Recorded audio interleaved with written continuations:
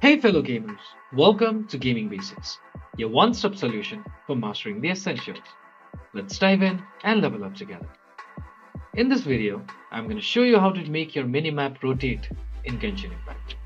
To do so, you first need to open your Genshin Impact via the Epic Games Launcher. And once you're in-game, press Escape on your keyboard, which will bring up the game menu.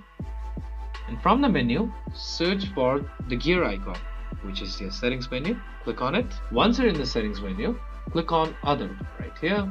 And from here, search for minimap settings, which is right over here. As you can see, it is set to fixed. To change it, all you need to do is click on this arrow button right here and then set it to rotating. Now go back. As you can see, my minimap is rotating now as I change my directions. If you found this video helpful, please give us a thumbs up. And if you have any questions for us, please feel free to mention us in the comment section down below. Also, don't forget to hit that subscribe button and ring the notification bell so you never miss out on our latest guides and tutorials.